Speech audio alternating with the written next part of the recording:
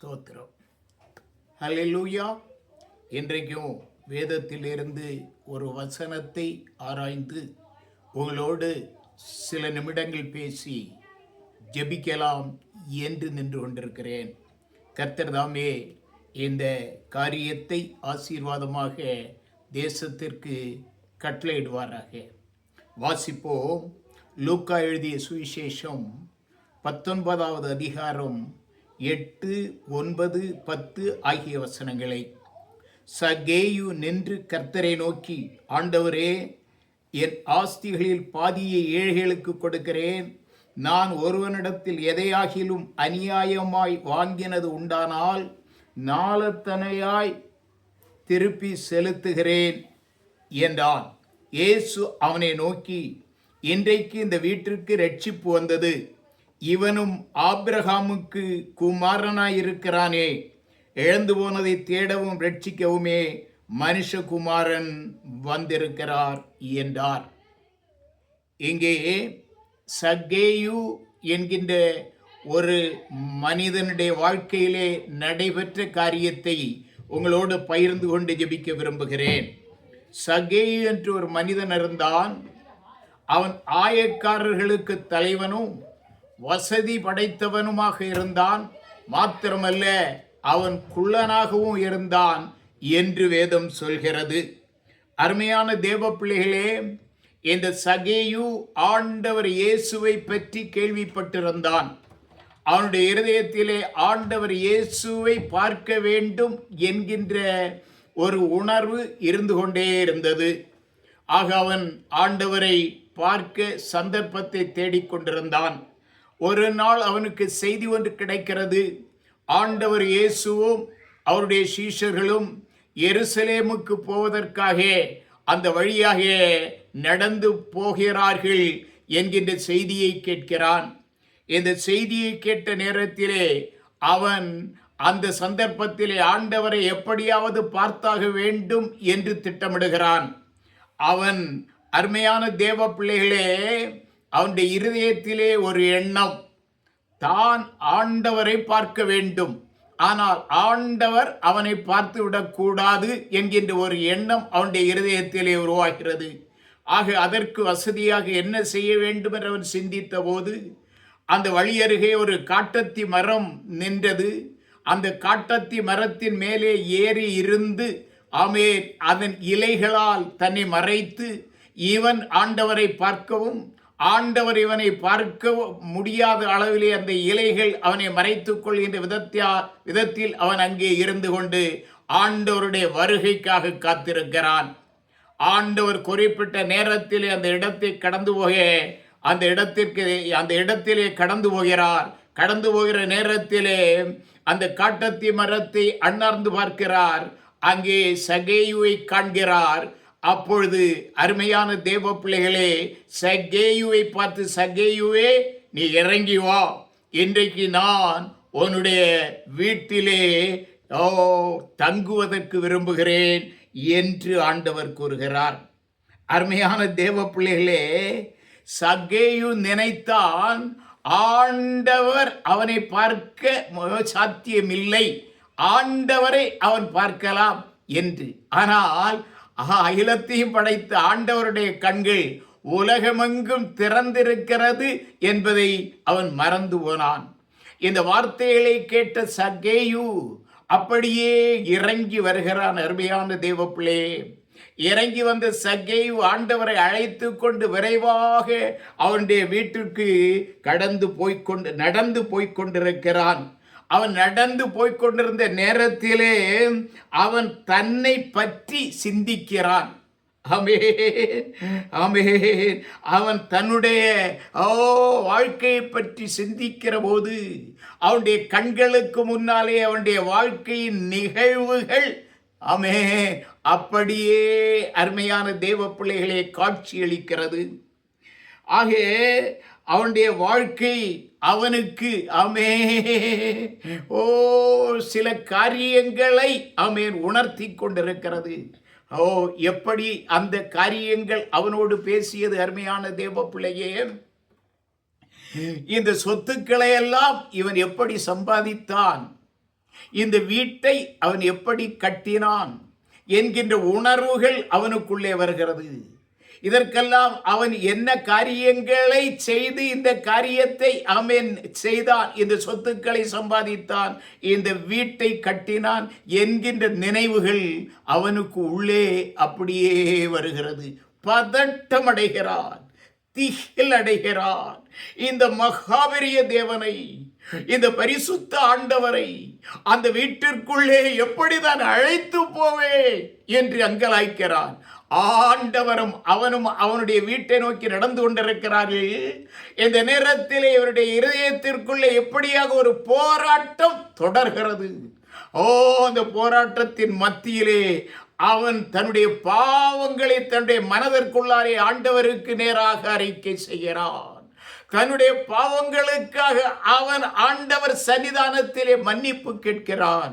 அப்படியே கலக்கமடைந்தவனாக ஆண்டவரோடு அவன் நடந்து கொண்டிருக்கிற நேரத்திலே தான் அருமையான தேவ பிள்ளைகளே, அவனுடைய பாவ அறிக்கை அவன் ஆண்டவருக்கு நேராக அவன் தன்னை தாழ்த்தி அவன் செய்த காரியங்களுக்கு அவன் மன்னிப்பு கேட்டானே, அதன் பிரதிபலிப்பாகத்தான் இந்த வார்த்தைகளை அவன் ஆண்டவரோடு பேசுகிறான். என்ன பேசுகிறான்? ஒரு முறை கூட நான் அந்த காரியத்தை உங்களுக்கு வாசித்து காட்டுகிறேன். அருமையானவர்களே, கலங்கி அப்படியே தன்னுடைய இறுதியை நொறுங்கி தன்னுடைய கழிந்த காலத்திலே அவனுடைய வாழ்க்கை நிகழ்வுகள் அவனை குற்றப்படுத்த, அவன் சம்பாதித்த சொத்துக்கள் எப்படி சம்பாதித்தான் என்ற உணர்வு அவனை கலங்க பண்ண, அந்த வீட்டை அவன் எப்படி கட்டினான் என்கின்ற காரியங்கள் அவனை குழப்பம் நிறைந்தவனாக மாற்றிய அந்த நேரத்திலே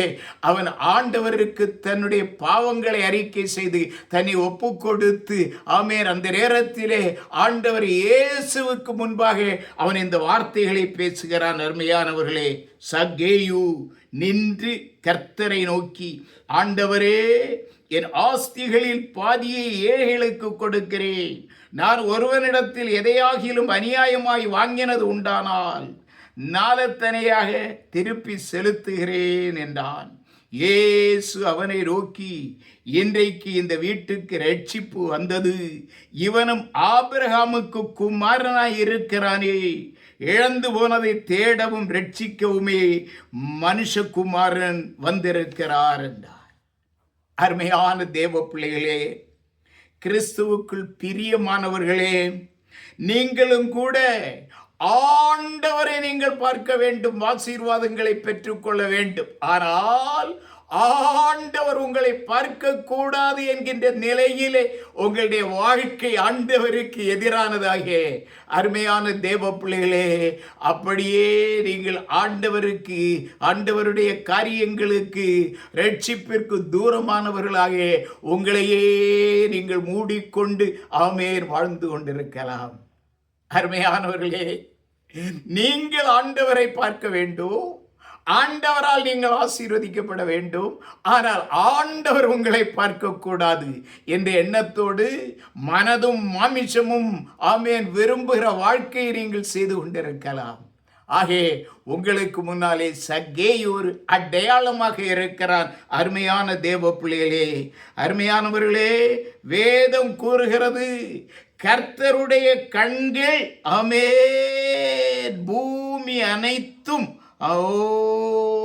அப்படியே திறந்து இருந்து கொண்டிருக்கிறது. பார்வை கர்த்தருடைய கண்களுக்கு முன்னால் எதையும் மறைக்க முடியாது. அவருடைய கண்கள் பூமியை அப்படியே பார்த்து கொண்டிருக்கிறது என்று. ஆக நாம் செய்கிற ஒவ்வொரு காரியங்களையும் ஆண்டவர் பார்த்து கொண்டிருக்கிறார். ஆண்டவருடைய கண்களுக்கு மறைவாக நம்மால் எதையும் செய்ய முடியாது என்பதை நீங்கள் இந்த சந்தர்ப்பத்திலே புரிந்தாக வேண்டும். அருமையான தேவ பிள்ளைகளே, கர்த்தருடைய கண்கள் பூமி எங்கு உலாவிக் கொண்டிருக்கிறது. அவருடைய கண்களுக்கு முன்னாலே யாரும் எதையும் மறைக்க முடியாது. அருமையான தேவ பிள்ளைகளே, இந்த நேரத்திலே நீங்கள் உங்களுடைய வாழ்க்கையை ஆண்டவருக்கு நேராக ஒப்பு கொடுத்து அந்த ஆமேன் சக்கேயு அந்த குறுகிய நேரத்திலே ஆண்டவர் அவனை நடந்து சென்று கொண்டே இருக்கிறார்கள். ஆனால் என்னுடைய இருதயத்திற்குள்ளே படபடப்பு, ஒரு கலக்கம், ஒரு வேதனை, ஒரு குழப்பம். ஓ, இந்த சொத்துக்களை எப்படி சம்பாதித்தேன், இந்த வீட்டை எப்படி கட்டினேன், இந்த பரிசுத்த தேவனை அந்த வீட்டிற்குள் எப்படி அழைத்து போவேன், கலங்கிறாரே.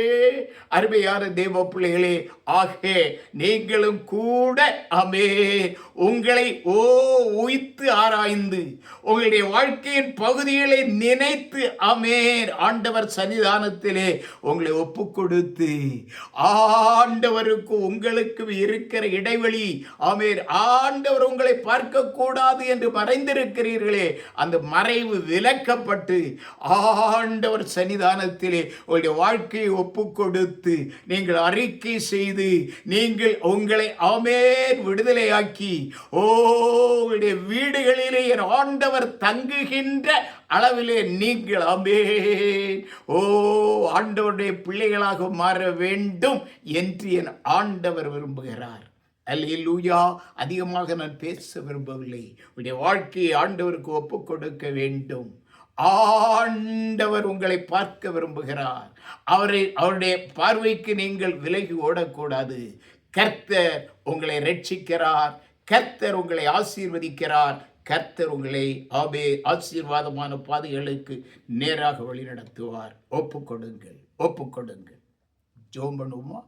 நல்ல பிதாவே, மைமையான கர்த்தாவே, இந்த நேரத்திலும் ஆண்டவரே வேதத்தில் ஆண்டவரே சகையுடைய காரியத்தை வைத்து உம்முடைய பிள்ளைகளுக்கு நேராக ஒரு சின்ன செய்தியை கொடுத்து ஜெபிக்க கிருபை பாராட்டுகிறீரே, உமக்கு நன்றி.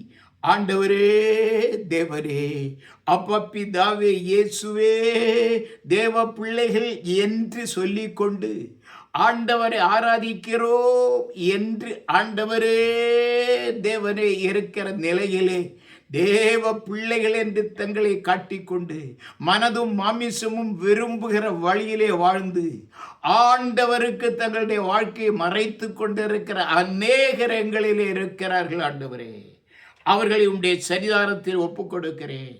என் ஆண்டவரை இந்த நேரத்தில் அவர்கள் உணர்வடையட்டும், ஆண்டவருடைய ரட்சிப்பை பெற்றுக்கொள்ளட்டும். தன்னுடைய பாவங்களை மறைக்கிறவன் வாழ்வடைய மாட்டான், அவைகளை அறிக்கை செய்து விட்டு விடுகிறவனோ இரக்கம் பெறுவான் என்று ஆண்டவரை நாங்கள் வாசிக்கிறோம். அந்த இரக்கங்களை தேவ பிள்ளைகள் பெற்றுக்கொள்ளட்டும். ஆண்டவரை உணர்வடையட்டும், தேவ பிள்ளைகளாக மாறட்டும். அவருடைய இல்லங்களிலே கர்த்தர் வாசம் பண்ணும், தேவக்கரம் தாங்கட்டும். அப்படியே தேவனே, அப்பா பிதாவே, இயேசுவே, எங்களுடைய தேசத்திலே நடைபெற்ற தேர்தலை உடைய சன்னிதானத்தில் ஒரு முறை கூட ஒப்புக் கொடுக்கிறோம். ஆண்டவரே, தேர் விரும்பாத எந்த தலைவனும் தேசத்திலே ஆண்டவரே தேவனே ஆளுகைக்கு வரக்கூடாது. ஆண்டவரே, மதவாதம் வெற்றி பெறக்கூடாது. ஆண்டவரே, கர்த்தர் மகிமைப்படும். சகல துதியும் கனமும் மகிமையெல்லாம் நீர் எடுத்துக்கொள்ளும். இயேசுவின் மூலம் கேட்கிறோம் பிதாவே. ஆமென், ஆமென்.